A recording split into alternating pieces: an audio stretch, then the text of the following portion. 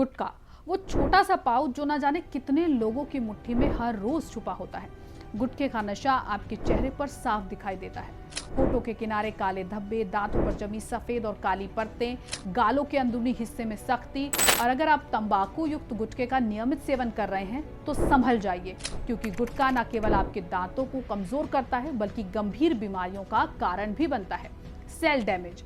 गुटखे में मौजूद तंबाकू और सुपारी के जहरीले तत्व सीधे मुंह की कोशिकाओं यानी कि सेल्स पर हमला करते हैं। ये कोशिकाओं के डीएनए को नुकसान पहुंचाते हैं, जिससे कैंसरकारी ट्यूमर बनने लगता है।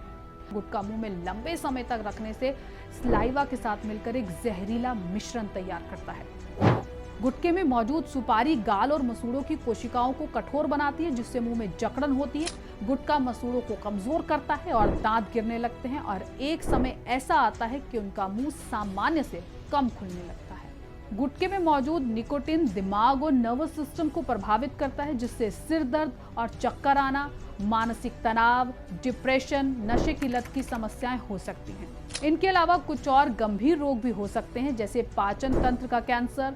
गुटखा खाने के बाद लार के साथ जहरीले केमिकल्स पेट के अंदर पहुंचने लगते हैं, जिससे आंतों और पेट का कैंसर हो सकता है। गुटखा खाने से लार और थूक के जरिए फेफड़ों में जहरीले रसायन का जमाव हो जाता है, जो अस्थमा या फेफड़ों का संक्रमण का कारण बन सकते हैं। गुटखा पुरुषों और महिलाओं दोनों की प्रजनन क्षमता को भी प्रभावित करता है। यानी कि अगर हम पुरुषों में बात करें तो उनके स्पर्म सेल की जो क्वालिटी है या क्वांटिटी है वो कम हो जाती है। तो आपने जाना कि गुटखा शरीर में कैसे अंदर से आपको खोखला कर देता है और कई घातक बीमारियों का कारण बनता है। चलिए जानते हैं दुनिया के काबिल, कामयाब और व्यस्त हकीमों में से एक हकीम सुलेमान खान साहब से कि अगर गुटखा खाने की वजह से आपका मुंह सामान्य से कम खुल रहा है तो कौन सा वो घरेलू और आसान सा नुस्खा है जो आप इस परेशानी के लिए अपना सकते हैं।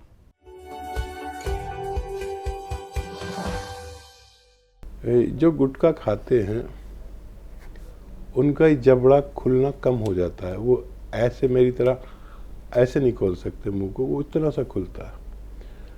तो उसका भी एक इलाज है। अलसी को हल्का सा भूनकर पाउडर बना लें और 1 चम्मच अलसी खाएं। एक चुटकी उसमें अलसी में 1 चुटकी अलसी में ये नमक जैतून पानी में मिलाकर इस पानी से 1 चम्मच अलसी रोज़ खाया करें।